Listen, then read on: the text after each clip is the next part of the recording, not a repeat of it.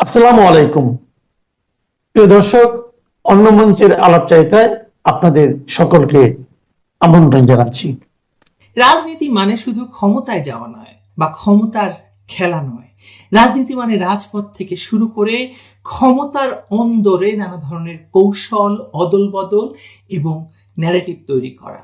2024 সালের আগস্টে সন্ত্রাসী কায়দায় শেখ হাসিনাকে ক্ষমতাচ্যুত করে রাষ্ট্র ক্ষমতা দখলের পর বাংলাদেশ সম্পূর্ণভাবে রাজনীতি শূন্য হয়ে পড়ে। দীর্ঘ প্রায় 1 বছর এই শূন্যতায় ক্ষমতার চর্চা করে বিএনপি এবং জামাত। আসলে বিএনপি এবং জামাত এই অরাজনৈতিক চর্চাটি বাংলাদেশে সবসময় করে এসেছে। এটাই তাদের রাজনীতি, তাদেরকে ক্ষমতায় বসিয়ে দিতে হয়। তারা কখনো নির্বাচনের মাধ্যমে এবং জয়ের নিশ্চয়তা না পেলে তারা নির্বাচনে যায় না। এটি আগেও দেখেছি, এখনো হচ্ছে। এনসিপি নামে একটি দলের জন্ম দিয়ে তাদেরকে দিয়ে মবগিরি, গুন্ডাগিরি করানোর চেষ্টা চালিয়েছে ইউনূসের ডিপ স্টেট। কিন্তু এই ভয়ঙ্কর অবস্থার মধ্যেও দেশে যেটুকু রাজনীতি অবশিষ্ট আছে সেটুকু করে গিয়েছে কে? আওয়ামী লীগ এবং শেখ হাসিনা। শেখ হাসিনা তার অভিজ্ঞতা দিয়েই বিদেশে বসে বা বিদেশে নির্বাসিত থেকেও একের পর এক চাল দিয়ে যাচ্ছেন এবং সেই চাল মোকাবেলা করতে হচ্ছে ইউনূস, বিএনপি, জামায়াত সকলকে। আর সর্বশেষ তারেক রহমানের দেশে ফেরা, যা নিয়ে শেখ হাসিনা কিংবা আওয়ামী লীগ শুধু নিশ্চুপ নয়, বরং পেছন থেকে কলকাঠিও নেড়েছেন কিনা সে বিষয়টিও আজ নানা জনে প্রশ্ন তুলছেন। আজ হোক কাল হোক আমরা ঠিক জানতে পাবো এর পেছনের কারণগুলো। যাকে আমরা কখনো কথা বলতে দেখিনি, দেশের ভেতরকার রাজনীতিতে কোনো অবদান যার নেই, দীর্ঘ 17 বছর যিনি লন্ডন থেকে ছোট্ট একটি রুম আর ভিডিও ক্যামেরার মধ্যে দিয়ে রাজনীতির মাঠে ছিলেন বলে রাজনীতিতে ছিলেন, তাকে এনে ফেলে দেওয়া হচ্ছে ক্ষমতার একেবারে কেন্দ্রবিন্দুতে। I have a plan for the people of my country, for my country. চলুন এই উন্মোচনের রাজনীতি নিয়েই আজকে কথা বলি আমরা।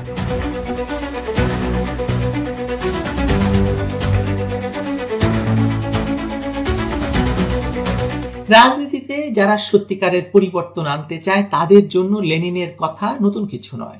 Vladimir Lenin one step forward to step back লিখেছিলেন হালকা কোনো কৌশল বোঝাতে নয়, বরং ক্ষমতার লড়াইয়ে ধৈর্য, পিছু হটা আর সময়ের অপেক্ষার গুরুত্ব বোঝাতে তিনি লিখেছিলেন। বিপ্লব মানে সবসময় সামনে এগোনো নয়, কখনো কখনো এক পা এগিয়ে দুপা পেছনেই ভবিষ্যতের বড় চালের প্রস্তুতি নেওয়ার প্রথম ধাপ। এই সব বাস্তবতাকে মাথায় রাখলে অনেক প্রশ্নের উত্তর কিন্তু পরিষ্কার হয়। যেমন 21শে আগস্টের খুনের সঙ্গে যুক্ত একজন চরিত্র কেন আবার রাজনৈতিক আলোচনার কেন্দ্রে এলেন? অনেকের চোখে এটা ছিল বিস্ময়, কারো কাছে ক্ষোভের কারণ। কিন্তু রাজনীতিতে বিস্ময়ের চেয়ে হিসেবটা বড়। শেখ হাসিনা হয়তো এই মুহূর্তে প্রকাশ্যে কিছু বলছেন না, কিন্তু তার দীর্ঘ অভিজ্ঞতা বলে দিচ্ছে যে এ ধরনের নীরবতা কখনো অর্থহীন নয়। বাংলাদেশের রাজনীতির মাঠে শেখ হাসিনা কোনো দেশীয় মানের খেলোয়াড় নন, তিনি আন্তর্জাতিক মানের একজন স্ট্র্যাটেজিস্ট, তিনি স্টেটসম্যান। গত 17 বছর ধরে তরুণ প্রজন্ম তারেক রহমানের নাম শুনেছে, কিন্তু মানুষ হিসেবে, রাজনীতিক হিসেবে তাকে কাছ থেকে দেখার সুযোগ পায়নি। লন্ডনে বসে তিনি ছিলেন অনেকটাই অপ্রাসঙ্গিক। দেশে ফিরবেন কিনা তা নিয়ে বিএনপির ভেতর দীর্ঘদিন দ্বিধা ছিল। শেখ হাসিনার অনুপস্থিতি সেই দরজাটা খুলে দিয়েছে ঠিকই, কিন্তু এই ফেরা আদৌ তারেকের জন্য সৌভাগ্যের কিনা নাকি বিএনপির জন্য দুর্ভাগ্যের, সেটা এখনো আমরা জানি না। সবচেয়ে বড় প্রশ্ন এখন বাংলাদেশের রাজনীতিতে এটাই। একটা বিষয় কিন্তু পরিষ্কার, তারেক দেশে ফিরলে তার রাজনীতির মুখোশ আর মুখের পার্থক্য গোপন থাকবে না। এতদিন প্রবাসে থাকার কারণে তার অতীত কুকর্ম নিয়ে আলোচনা ছিল সীমিত। এখন প্রতিদিন আলোচনা হবে, সমালোচনা হবে, একে একে পুরনো রেকর্ড সামনে আসবে। যারা ভয়ে সুবিধাবাদে এতদিন চুপ ছিলেন তারা মুখ খুলতে শুরু করবেন। সবচেয়ে বড় কথা হচ্ছে জামায়াত এবং এনসিপি আসছে তাদের বিষয়। যারা তারেকের রাজনীতি কাছ থেকে দেখছেন তারাও মান অভিমান ভুলে আবার এক হতে চাইবেন। এতে করে রাজনীতির বাস্তব সমীকরণ ধীরে ধীরে শেখ হাসিনার পক্ষেই যাবে। এতদিন যারা তারেককে মহামানব বানিয়ে রেখেছিলেন তারাই এখন তার আগমনে নিজেদের ভবিষ্যৎ নিয়ে শঙ্কিত। এনসিপি কিংবা ইনকিলাব জিন্দালাসের মতো দলগুলো দিনের আলোতেই অন্ধকার দেখতে শুরু করছে। ছোট ছোট রাজনৈতিক দলগুলোর মধ্যে শুরু হবে নতুন হতাশা আর দ্বন্দ্ব। ক্ষমতার লোভে খাই খাই স্বভাব যাদের রাজনীতির চালিকা শক্তি, সেই বিভাজন শেষ পর্যন্ত শেখ হাসিনাকেই এগিয়ে দেবে। ইন্টারন্যাশনাল ক্রাইসিস গ্রুপের ব্রাসেলস ভিত্তিক বিশ্লেষক থমাস কিয়ান যে বাস্তবতা তুলে ধরেছেন তা আসলে শেখ হাসিনার কৌশলকেই অপ্রত্যক্ষভাবে বৈধতা দেয়। তারেক রহমানের প্রত্যাবর্তন বিএনপিকে সাময়িকভাবে উজ্জীবিত করলেও এই ফেরা রাজনীতির ঝুঁকি বহুগুণ বাড়িয়ে দিয়েছে, বিশেষ করে জামায়াতের সঙ্গে ক্ষমতার সমীকরণে। থমাস কিয়ান স্পষ্টতই দেখিয়েছেন যে অল্প ব্যবধানে নির্বাচন, দুর্বল সংখ্যাগরিষ্ঠতার সম্ভাবনা, তরুণ ভোটারদের অনিশ্চয়তা এবং দলের ভেতরের দ্বন্দ্ব সব মিলিয়ে তারেক এখন আর দূরে থেকে নিরাপদ নেতৃত্ব দিচ্ছেন না, বরং সরাসরি ঝড়ের মুখে দাঁড়িয়ে আছেন। লন্ডনে বসে থাকা অবস্থায় যে রাজনৈতিক চাপ তিনি এড়িয়ে যেতে পেরেছিলেন, দেশে এসে সেই চাপই এখন তার মূল চ্যালেঞ্জ। আর ঠিক এই জায়গাটিতে শেখ হাসিনার এক পা পেছানো চালটি কার্যকর হয়ে ওঠে আমার কাছে মনে হয়। কারণ থমাস কিয়ানের বিশ্লেষণ অনুযায়ী বিএনপি যদি দুর্বলভাবে ক্ষমতায় আসে, তাহলে জামায়াত একটি শক্ত প্ল্যাটফর্ম পাবে, যা ভবিষ্যতের জন্য আরো ভয়ঙ্কর মেরুকরণ তৈরি করবে। এই অনিশ্চয়তা, দ্বন্দ্ব আর পরস্পরের উপর নির্ভরশীলতা শেষ পর্যন্ত শেখ হাসিনার রাজনীতির জন্যই জায়গা পরিষ্কার করে দেবে। অর্থাৎ তারেকের ফেরা এখন কোনো সমাধান নয়, এটি একটি উচ্চ ঝুঁকির রাজনৈতিক পরীক্ষা, যার ফলাফল শেখ হাসিনার জন্য অপেক্ষমান সুযোগ হিসাবেই ধরা যাবে বা ধরতে পারেন আপনারা। ক্ষমতায় ফেরার পথে তারেক ছোট দলগুলোকে হাতের মুঠোয় আনার চেষ্টা করবেন, এতে কোনো সন্দেহ নেই। কিন্তু বাস্তবতা হলো এই সমীকরণে জামায়াত ইসলামী কখনোই পিছনে থাকবে না। ইতিমধ্যে এনসিপিকে তারা নিয়ে নিয়েছে। নির্বাচন যত এগোবে দিন দরবার তত বাড়বে, সন্দেহ আর অবিশ্বাস ঘনীভূত হবে। এই মেরুকরণ শেখ হাসিনার জন্য রাজনৈতিকভাবে আশীর্বাদ হয়ে উঠবে, আওয়ামী লীগের জন্য আশীর্বাদ হয়ে উঠবে। আর আমাদের ভুলে গেলে চলবে না যে তারেক রহমানকে এখন বহু পক্ষের সঙ্গে রাজনীতিতে খেলতে হবে। ইতিমধ্যেই হাদি ইস্যুতে বিএনপিকে প্রায় শুয়ে ফেলেছিল তারেক রহমানের প্রতিপক্ষরা। দেখা যাক এই প্রতিপক্ষগণ তারেক রহমানকে এখন কোন স্তরে নামিয়ে এনে ফেলে। গত 15 মাসে জামায়াত যেভাবে জঙ্গিবাদী কায়দায় রাজনীতির ফাঁকা মাঠ দখল করেছে, তাতে দেশের স্বাধীনতা এবং সার্বভৌমত্ব সত্যি ঝুঁকির মুখে পড়েছিল। এবং বিএনপি চুপ ছিল। বিএনপি চুপ ছিল কেন? তারেক রহমান চুপ ছিল কেন? কারণ তাকে ফিরে আসতে হবে এবং এই সরকার তাকে নিরাপত্তা দেবে, সুতরাং তাকে তো চুপ থাকতেই হবে। এই অদক্ষতা আর শূন্যতার সুযোগে অনেকেই জামায়াতের বিকল্প হিসাবে তারেককে ভাবতে শুরু করেছিল। কিন্তু শেখ হাসিনা হয়তো না চেয়েও একটা সবুজ সংকেত দিয়েছেন, যাতে এই দ্বন্দ্বটা আরো স্পষ্ট হয়। রাজনীতির প্রতিটি বাঁকে এখন বিএনপির সামনে দাঁড়িয়ে যাবে কে? জামায়াত। এই টানাপোড়েন নির্বাচন পর্যন্ত চলবে। এখানেই শেখ হাসিনার অভিজ্ঞতা আলাদা করে আপনাদের বিচার করতে হবে। আপনারা ক্ষমতা বলতেছেন বিএনপি চলে আসছে। গতকালকেও দেখি এই ওর নাম কি হলো, আমেরিকা থেকে বসে থেকে ঠিকানার উনি বলেই দিলেন বিএনপি আসতেছে ক্ষমতায়, তাহলে এখন জামাতের কি হবে? আরে ভাই, বিএনপি যদি ক্ষমতায় আসে তাহলে ভোট টোট করার দরকার কি? দিয়ে দেন না, দিয়ে তো দিছেন, 1.5 বছরে তো দিছেন। তিনি ভালো করেই জানেন যে তারেক দেশে ফিরলেও বাংলাদেশের রাজনৈতিক নাটাই এখনো জামায়াতের হাতে। এই সরকারের আমলে অফিস আদালত থেকে শুরু করে নিরাপত্তা কাঠামো সবখানেই তাদের প্রভাব। নির্বাচন না হওয়া পর্যন্ত তারেক কার্যত সেই কাঠামোর একজন বন্দী। নির্বাচন আগে বা পরে জামায়াত যে তাকে ব্যবহার করে ছুড়ে ফেলবে না, তার কোনো নিশ্চয়তা নেই। এই বাস্তবতা জেনেই শেখ হাসিনা রাজনৈতিক টোপ ফেলেছেন। বর্ষিতে শেষ পর্যন্ত কে আটকে পড়ে সেটা সময় বলে দেবে। আরেকটা বড় সত্য এড়িয়ে যাওয়ার সুযোগ আমাদের নেই। দেশে এখন যে সরকার আছে তা কার্যত অরাজনৈতিক এবং অবৈধ। নামমাত্র ক্ষমতায় থাকলেও দেশ চালাচ্ছে মূলত জামায়াত আর বিএনপি। এনসিপির তরুণদের রাখা হয়েছে মাঠের সন্ত্রাসী তৎপরতার জন্য। কোন চ্যানেল যদি কালকে লেখে বা সংবাদ ওই চ্যানেলকে আমরা জয় বাংলা করে দেব। লিখতে হবে বিপ্লবীরা দিল্লির দ্বারা, ভারতের দ্বারা কত বাংলাকে জয় বাংলা করে দিয়েছে। তোমাদের সরার দরকার নেই, এটা আছে তোমাদেরই বিল, তোমরা আমরা করে যাচ্ছি। আওয়ামী লীগ অনুপস্থিত বলেই দেশে কোনো স্বাভাবিক রাজনীতি নেই, সুষ্ঠু প্রতিযোগিতা নেই। তবু এই ভয়াবহ পরিস্থিতিতেও যখন শেখ হাসিনা দিল্লিতে নির্বাসিত, নেতাকর্মীরা আত্মগোপনে, কেউ কারাগারে, কেউ নির্মম হত্যার শিকার, তখনও রাজনীতির নিবু নিবু সলতেটা জ্বালিয়ে রেখেছে আওয়ামী লীগই। $460 বিলিয়ন অর্থনীতি যেটা শেখ হাসিনা রেখে গেছেন, সেই বাংলাদেশ চালানো কোনো খেলার কথা নয়। ভারতের সঙ্গে 4100 কিলোমিটারের সীমান্ত আর সহযোগিতা ছাড়া এই অর্থনীতি সচল রাখা প্রায় অসম্ভব। রাশিয়ার রূপপুর পারমাণবিক বিদ্যুৎ কেন্দ্রের মতো প্রকল্প সঠিকভাবে সামলাতে না পারলে ধস নামতে সময় লাগবে না। ইউনুস, তারেক বা জিন্দাওলি কারো মধ্যেই এই জনপ্রিয়তা বা জটিলতা সামলানোর রাজনৈতিক সক্ষমতা নেই।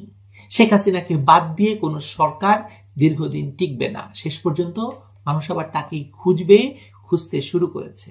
এখন শেখ হাসিনার করণীয় খুব স্পষ্ট, সময় বুঝে নীরব থাকা। বিএনপি ও জামায়াত যত বেশি ব্যর্থ হবে, শেখ হাসিনা তত বেশি শক্তিশালী হবেন। রাজনীতিতে কখনো কখনো আত্মগোপনই ভয়ের জন্ম দেয়। ঝড়ের আগে যেমন অস্বাভাবিক নীরবতা নামে, ঠিক তেমন এই নীরবতাই ভবিষ্যতের ঝড়ের ইঙ্গিত। খেলা এখন শুরু মাত্র। ওরা খেলছে, শেখ হাসিনা আওয়ামী লীগ গ্যালারিতে বসে দেখছেন, সময় হলে মাঠে নামার প্রস্তুতি নিচ্ছেন। রাজনীতিতে শেষ হাসিটা সেই হাসে যে অপেক্ষা করতে জানে, কৌশল বোঝে আর দুর্বল অবস্থান থেকেও জয় ছিনিয়ে নিতে পারে। এটা আওয়ামী লীগ আগেও দেখিয়েছে। সন্দেহ আছে কোনো? আমি কি স্লোগান দিব? আমি জয় বাংলার লোক, আমি জিয়া সৈনিক না। শেখ হাসিনা আমার এক বড় ভাই। কি বলে নিয়ে এলাকাতে উড়ে গাড়িতে নিয়ে আসছে, 10 মিনিটের কথা বলে নিয়ে আসছে। তুমি কি আওয়ামী লীগের লোক? জয় বাংলা জয় বঙ্গবন্ধু। খালেদা জিয়ার প্রোগ্রামে আইসা জয় বাংলা জয় বঙ্গবন্ধু বলছো, ভয় করছে না? ভয়ের কি আছে? ইনশাআল্লাহ একদিন আসবে জয় বাংলা, ইনশাআল্লাহ একদিন আসবে।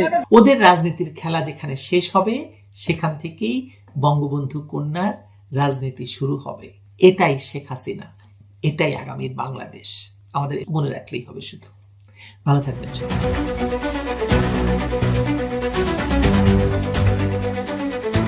নমস্কার, আমি তরুণ ঘোষ। আজকে আমি তো সাধারণত লাইভ টাইপ করি না, তো আজকে লাইভ করতে গিয়ে কি যে একেবারে নববর্ষের লাইভটা পুরো মাটি হয়ে গেল। আমি তিনবার চেষ্টা করলাম, আপনারাও দেখলেন যে আমি লাইভ করলাম, কিন্তু আমি সাউন্ড পাচ্ছি, আপনারা সাউন্ড পাচ্ছেন না। আমি বেরিয়ে গিয়ে আমি ইউটিউবে চেক করলাম যে সাউন্ড আসছে, আমার ফোনে সাউন্ড আসছে, আপনারা লিখছেন আমি দেখতে পাচ্ছি, কিন্তু আমার কথা আপনারা শুনতে পাচ্ছেন না, কমিউনিকেশনটা হলো না। আলটিমেটলি আমি ভাবলাম যে এইভাবে আমার দ্বারা হবে না, আমি একটি গন্ডমূর্খ, আমার দ্বারা হবে না। রীতিমতো আমি চাটা নিয়ে আমি বসেছিলাম যে আপনাদের সঙ্গে বসে আড্ডা মারতে মারতে চা খাবো এবং রাত 12টা অব্দি আড্ডা মারবো। নিজেদের মনের কথা আপনাদের সঙ্গে মানে ডিরেক্টলি কথা বলা, তার যে একটা আনন্দ, সেই আনন্দটা যে বিলীন হয়ে গেল আর কি। তো কি আর করা যাবে, ধরুন আমি যদি নিজে গাধা হই, তাহলে পরে তো আপনি আমাকে গাধা পিঠে আর ঘোড়া করতে পারবেন না। তা ঘোড়া টোড়া যদি না হয়, তাহলে গাধাকে গাধাই থাকতে হবে, মোট বইতে হবে। আমিও মোট বয়ে চলেছি। তো এখন দেখুন, আপনাদের দেশে তো নানান রকম কথাবার্তা চলছে। আপনারাও বিভিন্ন সময় জিজ্ঞেস করেন 2025 তো গেল, তরুণরা 2026 কি হবে, আবার কি গুজব টুজব আপনি শোনাবেন। আপনারা একটা কথা বলুন, 24 সালের আগস্ট মাসে যে অবস্থা ছিল, 25 সালের আগস্ট মাসে কি সেই অবস্থা আছে? ছিল? বা ডিসেম্বরে সেই অবস্থা আছে? আজকে সেই অবস্থাই থাকতো, তাহলে কি তারেক রহমান দেশে ফিরতে পারতেন? তাহলে কি আমাদের বিদেশমন্ত্রী ডক্টর এস জয়শঙ্কর তিনি ঢাকায় এরম যেতেন? কারণ সম্পর্কটা এমন জায়গায় চলে গিয়েছিল যে পাকিস্তানের মতো। আজকে একটা ঘোল খেয়েছি আমি। ঘোলটা কিরম? আল জাজিরা 3 মিনিটের একটা ভিডিও পোস্ট করে দিয়েছে যে ভারত পাকিস্তানকে অ্যাটাক করেছে, এবং সম্পূর্ণটা বিভিন্ন জায়গায় নাম টাম দিয়ে তারা একটা ভিডিও করেছে। পাকিস্তানের করাচি, লাহোর, ইসলামাবাদ, স্কারদু, এই সমস্ত অঞ্চলে তারা সমস্ত জায়গায় মেরেছে, এবং রাতে মিসাইল স্ট্রাইক হবে। আল জাজিরা করছে, আমি দেখছি লাইভ। তারপরেতে আমি ওটাকে পোস্ট করে ছেড়ে দিয়েছি যে এবার আমি খবরটা চারদিকে খবর নিতে হবে। খবর নিতে গিয়ে তারপরেতে আমি জানতে পারলাম যে পুরোটাই তথ্যটা ভুয়া। এবার ভুয়া আমি কি করে বুঝবো? আমি আবার ইউটিউবে গেলাম, ইউটিউবে গিয়ে আবার আল জাজিরা সার্চ করে আমি দেখলাম যে হ্যাঁ খবরটা চলছে। এইবার স্ক্রল করে যখন আমি নিচে নামছি ডেসক্রিপশনে, তখন দেখলাম ডেট লেখা আছে 8 মে 2025। তাহলে ওপরে লিখে দাও, লাইভের জায়গায় ওখানে লিখে দাও যে এটা ফাইল। লোকে কি মনে করবে? লাইভ মানে আজকে যখন চলছে তার মানে একটা কিছু ঘটেছে। আল জাজিরার মতো একটা নামী চ্যানেল সে যখন করছে, তখন আমি তার উপরে একটা ভিত্তি করে একটা পোস্ট দিয়ে দিয়েছি, দিয়ে আমি বোকা বনে গেছি। যখন আমি ফোন টোন চারদিকে করছি তখন বলছি যে এরকম কোনো ঘটনা ঘটেনি। আমি সঙ্গে সঙ্গে পোস্টটি ডিলিট করে আমি আর দুঃখ প্রকাশ করে আমি বললাম যে ঠিক আছে, আমি তার একটা লাইভে এসে একটা অনুষ্ঠান করবো। লাইভ তো আমার হলো না। ইতিমধ্যে ফ্রান্স থেকে রাশেদ ভাই আমার ফোন করলেন। রাশেদ স্পিচ, যার আছে মানে একটা ইউটিউব চ্যানেল আছে, ভালো কাজ করছে রাশেদ ভাই, খুব ভালো কাজ করছেন। তো রাশেদ ভাই আমায় ফোন করে আমায় বললেন, দাদা আপনি লাইভ করছেন কিন্তু আপনার সাউন্ড আসছে না। আমার রাশেদ ভাই আমি তো চেষ্টা করে যাচ্ছি, এখন না পারলে কি করা যাবে। আমার ইচ্ছে ছিল আমি আজকে রাতটা অন্তত রাত্রি 12টা পর্যন্ত আমি আমার বন্ধু বান্ধবের সঙ্গে কাটাবো, কারণ আমার তো একমাত্র বন্ধু বান্ধব আপনারা। আমি আপনাদের দেখাই, দেখুন আমি গত বছর পর্যন্ত আমি প্রেস ক্লাবে গিয়েছিলাম। এই হচ্ছে আমার মেলের, আমার নিজস্ব মেল।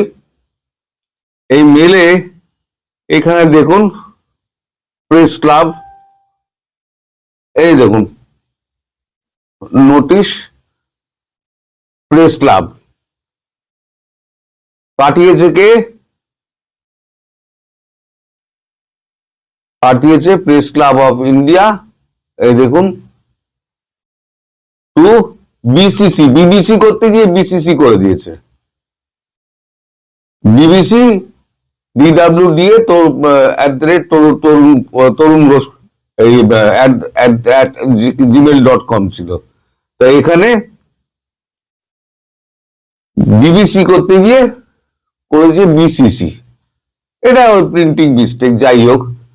তো এইখানে হচ্ছে এই নোটিশটা, এই দেখুন হ্যাপি নিউ ইয়ারের আপনার হ্যাপি নিউ ইয়ারের ইভ। আপনারা সোজা দেখতে পাচ্ছেন কি উল্টো দেখতে পাচ্ছেন আমি বুঝতে পারছি না। তো যাই হোক নোটিশটা দেখুন। তো আমি এটাকে উপেক্ষা করেছি, উপেক্ষা করে আমি আজকে ঠিক করেছিলাম আপনাদের সঙ্গেই আড্ডা মারবো, কিন্তু কপাল খারাপ। কপাল যদি খারাপ হয় তাহলে পরে আর কোনো কিছুই হবে না। এবার আমি আপনাদের কিছু তথ্য দিই। তথ্য হচ্ছে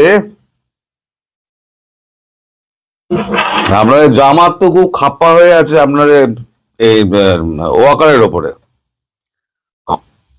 ওয়াকারের ওখানে গিয়ে তো প্রচুর চেল্লামেল্লি হয়েছে। আমি সে খবরটা আমি ভেবেছিলাম পরে করব, কিন্তু আজকে যখন আমি বসেইছি তখন তো একটা তো কিছু আপনাদের বলতে হবে। 1 মিনিট আপনারা ওয়েট করবেন।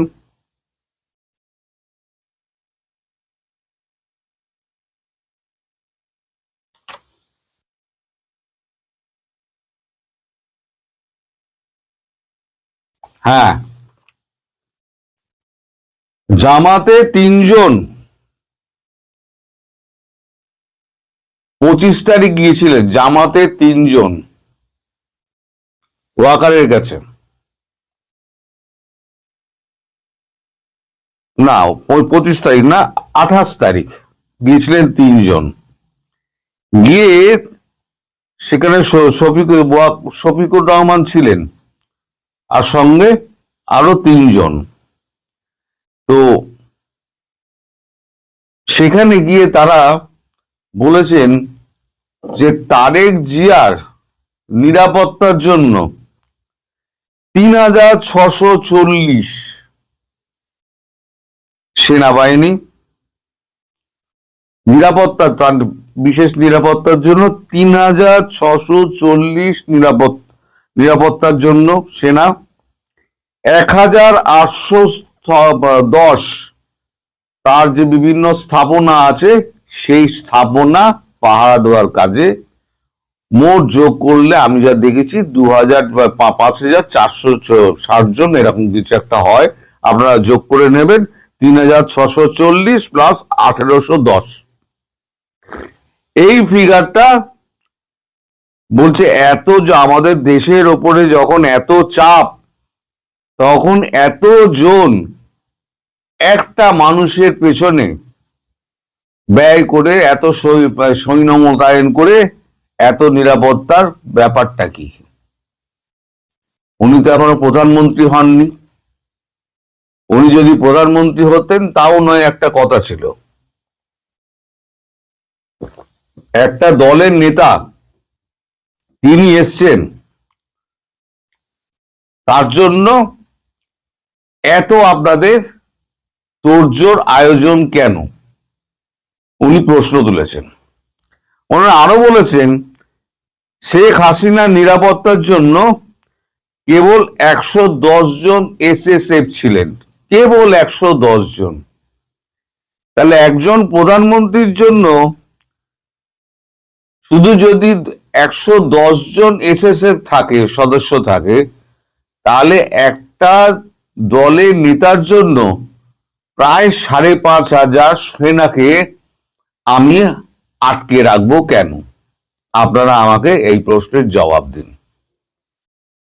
আমরা যদি এখন দাবি তুলি প্রত্যেকে আমাদের দলের যে প্রধান আছে তাদেরকে নিরাপত্তা দিতে হবে, আমাদের প্রত্যেকের পেছনে 2000-3000 করে আমাদের সেনা লাগিয়ে দিন, তাহলে দেশ রক্ষা করতে হবে না, আইনের শাসন রাখতে হবে না, আপনারা নিরাপত্তাই দিতে থাকুন আর দেশটা গোল্লায় যাক বলে শফিকুর রহমান হেবি চমকেছেন ওয়াকারুজ্জামানকে।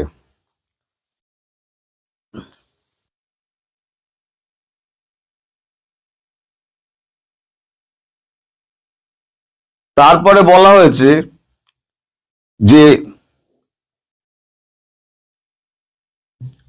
এই যে বগুড়াতে 12টা টোটাল আসন রয়েছে, 12টা। এই 12টা আসনের মধ্যে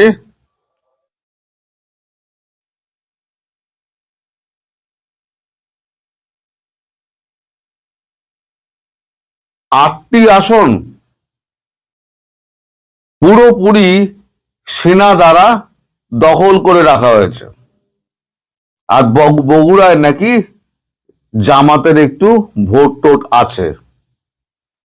তাদের বক্তব্য যে 12টা আসন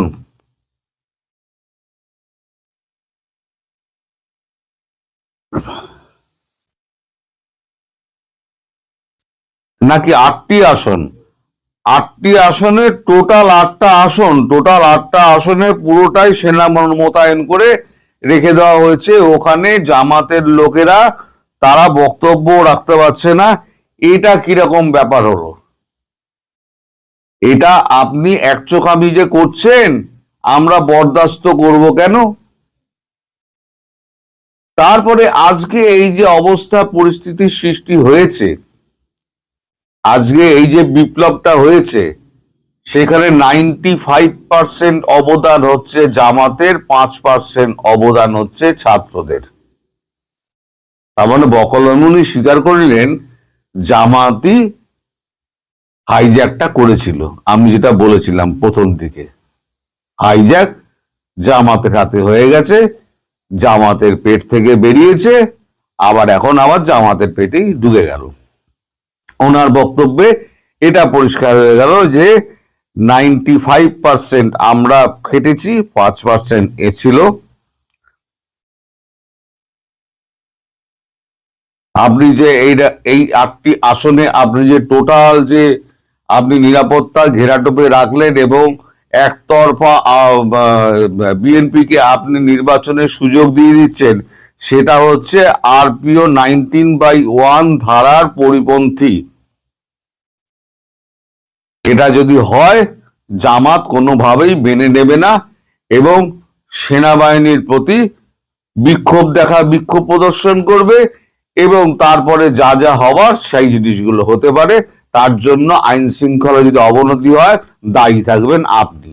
অর্থাৎ জামাত দায়ী করে দিল পুরো ওয়াকারুজ্জামানকে যে আজকে যে ঘটনাগুলো ঘটছে, যে ঘটনাগুলো ঘটবে, তার আইন শৃঙ্খলা অবনতি যদি হয় তাহলে পরে দায় থাকবে ওয়াকারুজ্জামানের।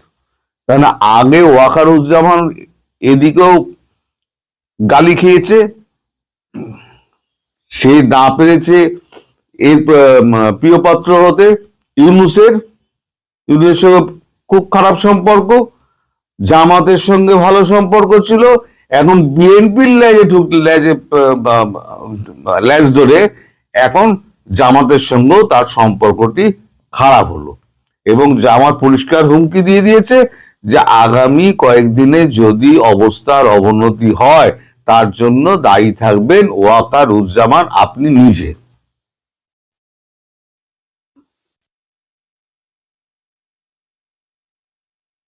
এখন এই যে জামাত হুঙ্কারটা দিয়ে এলো, এর ফলে কি হবে বলুন তো? এর ফলে যেটা হবে সেটা হচ্ছে যে এই যে শাহবাগে যে আন্দোলনটা চলছে, এই আন্দোলনটা করছে কারা? ইনকিলাব মঞ্চ নাকি যেন একটা হাদির রয়েছে, তারা আন্দোলনটা করছে এবং সেখানে লোক জোগাচ্ছে কারা? লোক জোগাচ্ছে জামাত। জামাত লোক জোগাচ্ছে, ঠিক আছে। ব্যাপার হচ্ছে জামাত যদি লোক জুগিয়ে যায় এবং ডেলি আগে যেমন ওসমান হাদি সেই যেমন ভিক্ষে করে করে বেড়াতো, তার দলের জন্য অর্থ সংগ্রহ করতে বেড়াতো, সে বোধহয় টোটাল 21 লক্ষ টাকা মতো বোধহয় জোগাড় করেছিল। এখন তার যে সভা হয়েছে, তার মানে মৃত্যু বিচারের জন্য যে সভা ডাকা হয়েছে, সমাবেশ ডাকা হয়েছে, সেখানে ক্রমশ ভিড় বাড়ছে এবং সকালবেলা, সন্ধ্যেবেলা এবং রাত্রিবেলা রীতিমতো প্যাকেট বিরিয়ানি যাচ্ছে এবং কোল্ড ড্রিঙ্কস যাচ্ছে। টাকা আসছে কোত্থেকে? জামাতের তো টাকার অভাব নেই, জামাতের লোকের অভাব নেই। এই ভিড়টা ধীরে ধীরে, আজকে আমি বলে দিচ্ছি, এই ভিড়টা ধীরে ধীরে দেখবেন জমায়েত আরো বাড়বে। ভবিষ্যতে এখান থেকে একটা বিক্ষোভের সৃষ্টি হবে। এটা ইউনূসের পক্ষে যাবে এবং ইউনূস বলবে যে এই পরিস্থিতিতে আমি কি করে নির্বাচন করি। কারণ ইউনূস তো নির্বাচন করতে চায় না, এ কথা আমি অনেক আগে বলেছি। কেন বলেছি? তার মধ্যে লজিক ছিল। নির্বাচনী নির্ঘণ্ট প্রকাশ করার সঙ্গে সঙ্গে গণনার দিন ধার্য হয়, উল্লেখ করা হয় এবং ফল প্রকাশের দিনও বলা হয়। ইনি এখানে বলেছেন কি অমুক তারিখ ভোট হবে 12 ফেব্রুয়ারি, গণনা এবং তার ফলাফল পরে জানানো হবে। সেটা 2027 হতে পারে, 28 হতে পারে, 29 হতে পারে, 30 হতে পারে, অনন্তকাল পরেও হতে পারে। তার মানে উনি ক্ষমতা ছেড়ে উনি যাবেন না, যতক্ষণ না পর্যন্ত এরকম করা হচ্ছে উনি যাবেন না। সবকিছু ইউটিউবে বলা যায় না, কিছু কিছু আকার ইঙ্গিতে বলতে হয়, এগুলো আপনারা বুঝে নেবেন। কারণ ইউটিউবের এখন রেস্ট্রিকশন খুব টাইট হয়ে গিয়েছে, খুব সাবধানে আমাদের কথাবার্তা বলতে হয়। তার মানে এবারে কি হয় বলুন তো? এবারে সামনের দিনগুলোতে অশান্তি আরো বাড়বে। এখন এক্ষেত্রে তারেক রহমানকে যে দায়িত্বটা ভারতবর্ষ, সেই শর্তটা ভারতবর্ষ চাপিয়েছে যে সন্ত্রাসবাদ কমাতে হবে, মামলা দেওয়া চলবে না, অহেতুক অ্যারেস্ট করা যাবে না এবং প্রাপ্য জামিনগুলো অবিলম্বে দিতে হবে। আর সংবাদকর্মী, তারপরে বুদ্ধিজীবী, লেখক যারা আছে তাদেরকে অবিলম্বে মুক্ত করতে হবে। স্পেসিফিক পয়েন্ট ধরে করা হয়েছে। এটা শুধু ভারত নয়, মার্কিন যুক্তরাষ্ট্র কিন্তু এর মধ্যে বলে রেখে দিয়েছে যে এটা করতে হবে। এখন যেটা হচ্ছে, বিএনপি যদি সেটা করতে চায়, তারেক রহমান, তাহলে জামাত একটা সংঘর্ষের মধ্যে আসবে। এই আবহে পরিস্থিতি যে কি হবে বাংলাদেশে সেটা বলা খুব মুশকিল। কারণ তারেক রহমানকে নির্বাচনে অংশগ্রহণ করতে গেলে ভারতবর্ষের এই শর্তটা মানতেই হবে। আর ভারতবর্ষ যে পিছনে আছে, ভারতবর্ষের যে গ্রিন সিগন্যাল আছে, সেটা জয়শঙ্করজি আজকে গিয়ে প্রমাণ করে দিলেন। এবং আপনারা যেটা আমি বলতে ভুলে গেছিলাম দুপুরের সন্ধ্যের ভিডিওতে, যে জয়শঙ্করজি যখন এয়ারপোর্টে যখন রিসিভ করছেন, যখন আপনাদের কি বলে তারেক রহমান, তখন কিন্তু পররাষ্ট্র উপদেষ্টা সেখানে ছিলেন। পররাষ্ট্র উপদেষ্টা দু একবার হাত কচলাতে কচলাতে এগিয়েও এসেছিল যে কথা বলবো, এরকম একটা ভাব করে। জয়শঙ্করজি ফিরেও তাকাননি। আমি বলেছিলাম না, আমার যদ্দূর মনে হয় জয়শঙ্করজি কোনো ইউনুস তার গ্যাংয়ের সঙ্গে কথাবার্তা বলবেন না। আলটিমেটলি কথা তো হলো না, তাকালেন পর্যন্ত না। তার মানে সিগন্যাল অত্যন্ত স্পষ্ট যে তোমাদের আমরা মানছি না, তোমাদের আমরা ভারতবর্ষের মানুষ তোমাদেরকে ত্যায্য করেছি।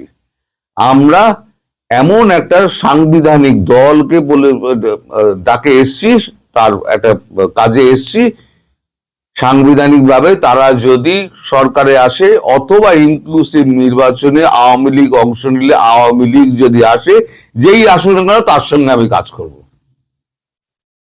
নির্বাচন হলে যে জিতবে তার সঙ্গে আমি কাজ করব। আর স্বভাবতই নির্বাচন যদি হয় তাহলে আওয়ামী লীগ আসবে, এই ব্যাপারে কোনো সন্দেহ নেই। অন্তত 300 আসনের মধ্যে 200 আসন তো আওয়ামী লীগ নিয়ে যাবে। আমি আর কথা বাড়াবো না। সবাই ভালো থাকবেন, সুস্থ থাকবেন, সাবধানে থাকবেন। নমস্কার।